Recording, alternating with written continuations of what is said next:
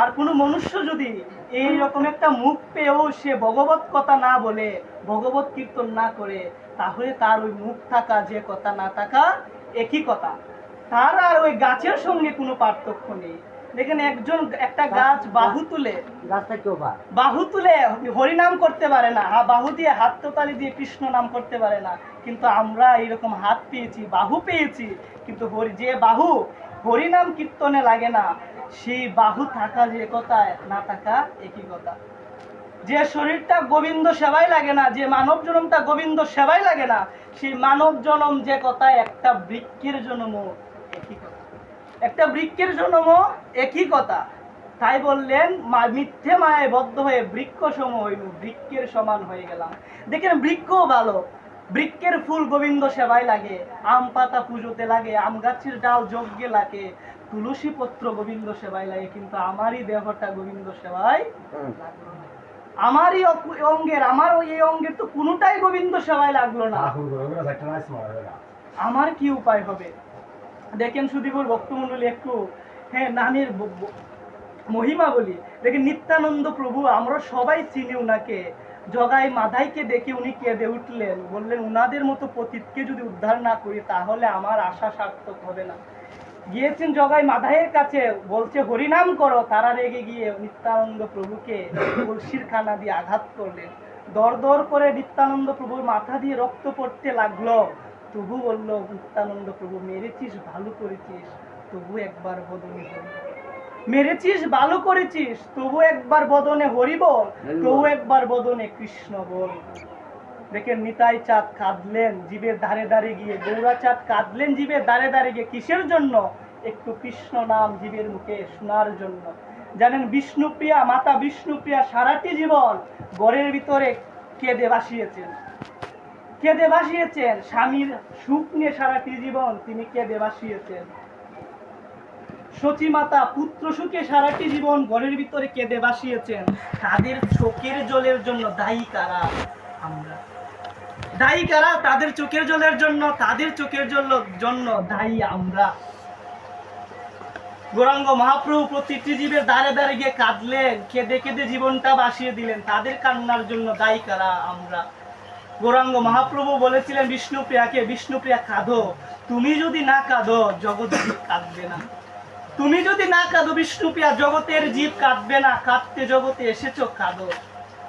এই তাদের কান্না, তাদের কান্নার দায়ী জন্য দায়ী কারা? আমরা। কেন তারা কাঁদলেন? এই আমাদের মতন পতিতদের মুখে একটু হরি কথা শোনার জন্য, একটু হরি নাম শোনার জন্য ওনারা কাঁদলেন। কিন্তু আমরা কি তাদেরকে সেই প্রতিদানটা দিতে পেরেছি? আমরা কি সেইভাবে ভজনটা করতে পেরেছি? দেখেন শুধু গৌর ভক্তমণ্ডলী, মহাপ্রভু ভজন কি? একজন গুরুদেব তার শিষ্যকে জিজ্ঞেস করেছিলেন, বাবা ভজন কাকে বলে, ভজন কি, কি করে বুঝবো আমার ভজন হচ্ছে? তখন তার গুরুদেব বলেছিলেন, গলায় 5 কণ্ঠী 3 কণ্ঠী মালা নিলি ভজন হয় না, তিলক ধারণ করলি ভজন হয় না। এগুলো ভজনের বাহ্যিক অঙ্গ, এগুলোকে ধারণ করতে হয়, কিন্তু এগুলো প্রকৃত ভজন নয়। যে কোন দিন বুঝবি তোর প্রকৃত ভজন হয়েছে জানিস?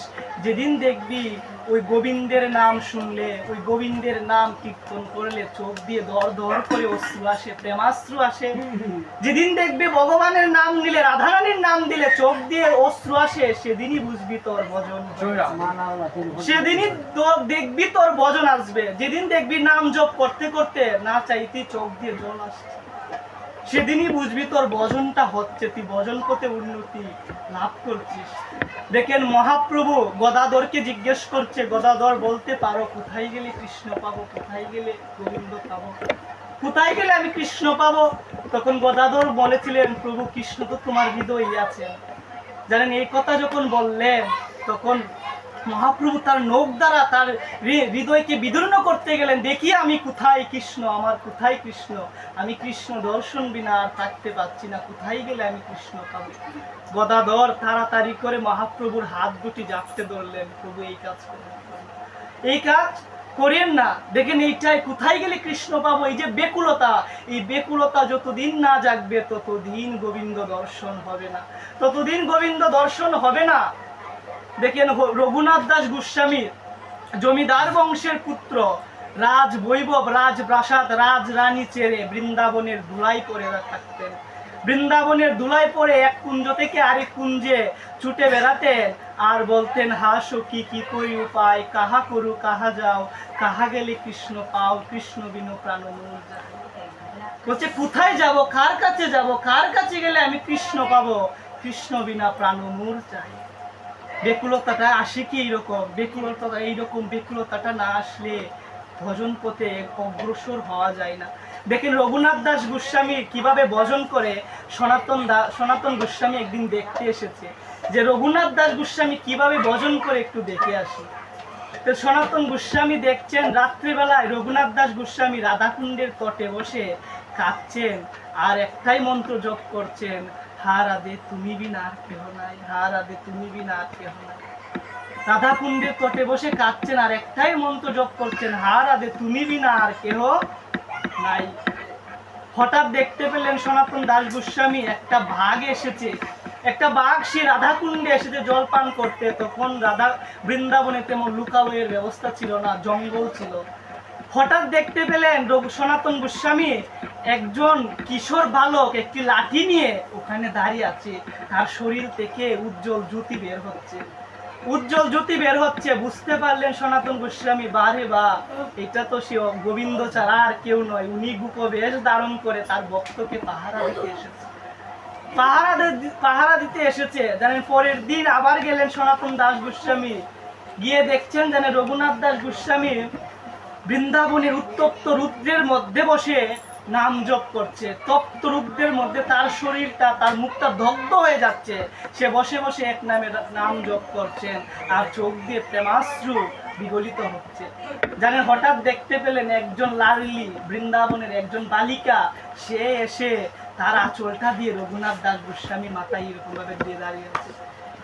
ভাবে দিয়ে দাঁড়িয়ে আছে। সনাতন দাস গোস্বামী দেখে বুঝতে পারলেন ইনি আর কেউ নয়, পরম করুণাময়ী শ্রী রাধিকা এসেছে। পরম করুণাময়ী শ্রী রাধিকা এসেছেন। ওনার ভক্ত উত্তপ্ত, রুদ্রে উত্তপ্ত হচ্ছে, তার জন্য তিনি তার স্নেহের আঁচলটা দিয়ে তার ভক্তকে জড়িয়ে ধরে রেখেছে। গিয়ে বলছে সনাতন রঘুনাথ দাস গোস্বামীকে, হ্যাঁ মানুষকে দেখাবার জন্য ভজন করো, এখানে কেদম একটা কুটির নির্মাণ করো, কুটিরে গিয়ে খাদো, কুটিরে গিয়ে ভজন করো, মানুষকে দেখিয়ে ভজন করো না। তো তুমিও এই বৃন্দাবনে এসেছো ওই রাধা মাধবের ভজনা করতে না, তুমি তাদের রেখেছো তোমার ভজনা করার জন্য। উনাদের ভজনা করার জন্য তুমি এসেছো না, তাদের রেখেছো তোমার ভজনা করার জন্য। একজন রাত্রিবেলা লাঠি নিয়ে তোমায় পাহারা দেয়, আর একজন দুপুর বেলায় উত্তপ্ত রুদ্রে তোমায় এসে আঁচল দিয়ে স্নেহ দেয়, বলছে তুমি ভজন করতে এসেছো না, উনারা তোমার ভজনা করতে এসেছে। দেখেন এইটাই বেকুলতাটা থাকতে হবে। তাই গৌরাঙ্গ মহাপ্রভু জীবের ধারে ধারে গিয়ে কাঁদলেন, বললেন বেকুলতাটা তুলো, কৃষ্ণ প্রেম জাগিয়ে তুলেন আর বললেন, একটাই সুর গাইলেন, জীব জাগো জীব জাগো গৌরা চাঁদ বলে।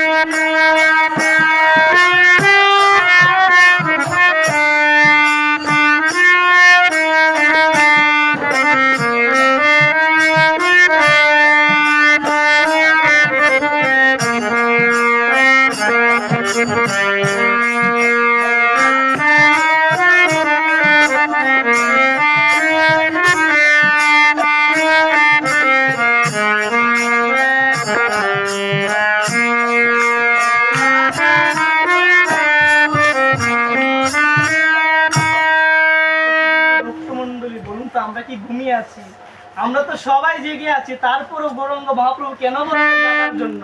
কোন ঘুমে আমরা ঘুমিয়ে আছি? মায়ার কুলে আমরা ঘুমিয়ে আছি।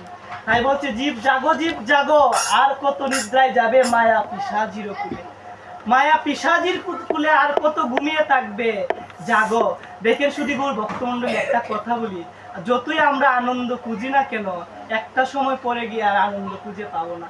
দেখেন আমরা যখন ছোট ছিলাম তখন মায়ের কুলে থাকতে আনন্দ, তখন মায়ের কুলে আনন্দ পেতাম। যখন হামাগুড়ি দিতে শিখলাম তখন হামাগুড়িতে আর আনন্দে নেই, তখন এই মায়ের কুলে আনন্দ নেই, হামাগুড়িতে আনন্দ। যখন হাঁটা শিখলাম তখন হামাগুড়িতে আনন্দ নেই, হাঁটাতে দৌড়াদৌড়ি করাতে আনন্দ। যখন বড় হলাম তখন স্কুল কলেজের মধ্যে আনন্দ।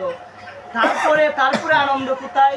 তারপরে আনন্দ একটা ভালো সার্টিফিকেট পেলে, হ্যাঁ মাস্টার্সের ডিগ্রি, সেটার মধ্যে একটা আনন্দ। তারপরে সেটার মধ্যে আনন্দ থাকে না, তারপরে আনন্দ কোথায়? তারপরে আনন্দ একটা ভালো সরকারি বা যে কোনো একটা চাকরি করলে ওটার মধ্যে একটা আনন্দ। হ্যাঁ কয়দিন পরে দেখে চাকরির মধ্যেও আনন্দ নেই। তো সংসারে ঢুকলাম, বিয়ে শাদী করলাম নতুন নতুন, তখন মনে হয় ওখানে আনন্দ, কিন্তু একটা সময় পরে দেখা যায় ওখানেও আনন্দ নাই।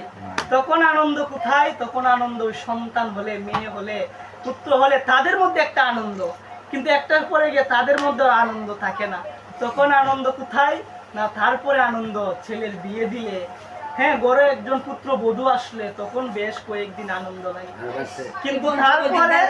কিন্তু কয়েকদিন পরে আর আনন্দ ছেলের বউয়ের মধ্যে। তারপরে দেখেন সুধীবর বলতে, তারপরে আনন্দ কোথায়? না একটা নাতি নাতনি হলে, তখন নাতি নাতনি আনন্দ, কিন্তু দেখেন একটা সময় পরে গিয়ে আর নাতি নাতনির মধ্যেও আনন্দ নাই। আচ্ছা এখন আনন্দ আমরা কোথায় খুঁজবো? আর আনন্দ নাই, কারণ আর আনন্দ খুঁজেই পাবো না, জগতে আর তো আনন্দ নাই, আর কি খুঁজবো? তখন আনন্দ কোথায়? না তখন আনন্দ কোথায়? তখন আনন্দ, হ্যাঁ তখন আনন্দ একটাই জায়গায়, একটু গোবিন্দের সামনে বসলি আনন্দ, একটু ভগবত কথা শ্রবণ করলি আনন্দ, একটু ভক্ত সঙ্গ করতে পারলি আনন্দ। আর কোথাও আনন্দ নাই, আর কোথাও আনন্দ নাই, আর জায়গা নাই সুধীবর ভক্তমণ্ডলী। তাই দেখেন আমরা কি জানেন, আমরা চোখ তাকিতেও অন্ধ। আমরা একজন যখন কেউ মৃত্যুবরণ করে তার বাড়িতে যায়, তার বাড়িতে গিয়ে দেখতে পাই আমরা যিনি মৃত্যুবরণ করেছে তার মৃত্যু দেহটা যখন ছেড়ে যায়, হ্যাঁ আত্মাটা যখন ছেড়ে যায়, তখন তাকে ঘরের ভিতরে আর 2 মিনিটও রাখে না, সংসারের ভিতরে আর রাখে না, বাহির করে দেয়। আমরা দেখি কিন্তু বুঝি না। তারপরে দেখতে পাই তাকে স্নান আদি করিয়ে তিলক চন্দনে সাজিয়ে দেওয়া হয়, আমরা দেখি তাকে, দেখি যে তিলক চন্দন দিয়ে সাজিয়ে দিই, হ্যাঁ সবাই দিচ্ছে, কিন্তু থাকতে কোনোদিন এই দেহটাকে তিলক দিয়ে সাজাই না, থাকতে কোনোদিনই দেহটাকে তিলক দিয়ে সাজাই না। আমরা দেখতে পাই তার সঙ্গে আর কিছু নাই, কয়েকজন প্রতিবেশী এসে হরি নাম করে তার পাশে বসে কৃষ্ণ নাম করে, কিন্তু আমরা দেখেও সেটা বুঝি না। আমরা চোখ থাকিতেও অন্ধ, আমরা দেখতে পাই শেষের দিনে কৃষ্ণ নাম ছাড়া আর কোনো কিছু যায় না, গোবিন্দ নাম ছাড়া আর কোনো কিছু যায় না, কিন্তু থাকতে একদিন গোবিন্দ নাম করলাম না, কৃষ্ণ নাম করলাম না, থাকতে একদিন গোবিন্দ নাম করলাম না, কৃষ্ণ নাম করলাম না, জীবনটা আমার হেলায় হেলায় কাটালাম, জীবনটা হেলায় হেলায় কাটালাম। দেখেন সংসারের জন্য আমরা কাঁদি, স্ত্রীর জন্য কাঁদি, পুত্র সুখে কাঁদি, হ্যাঁ স্বামী সুখে কাঁদি, কিন্তু গোবিন্দ বলে কোনোদিনই প্রাণটা আজও কাঁদলো না, গোবিন্দ নামে এই প্রাণটা আমার আজও কাঁদলো না, ভগবানের নাম নিয়ে এই পাষাণটা আজও বললো না। কারণ কি? এটা পাষাণ হয়ে আছে, এই পাষাণটা আজও কৃষ্ণ নামে বলে না, আজও কৃষ্ণ নামে কাঁদে না। তাই মহাজনরা গাইলেন, এমন মধু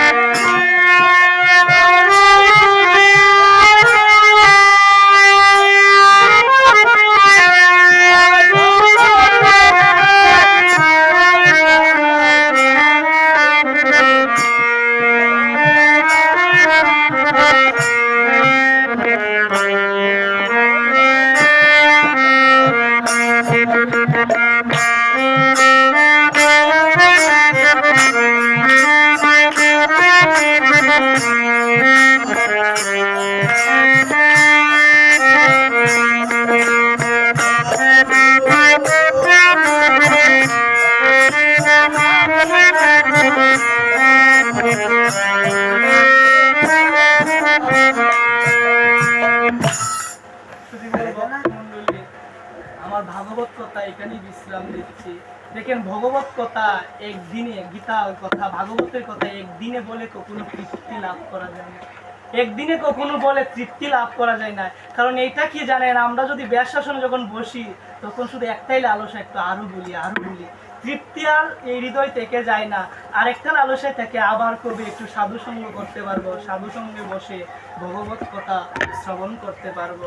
তাই সুদীপুর ভক্তমণ্ডলী, আমার ক্ষুদ্র আলোচনার মধ্যে যদি কোনো ভুল ত্রুটি হয়, সবাই নিজ সন্তান জ্ঞান করে আমায় ক্ষমা করে দেবেন। আর সবাই সারাদিন তো কর্ম করি, দেখেন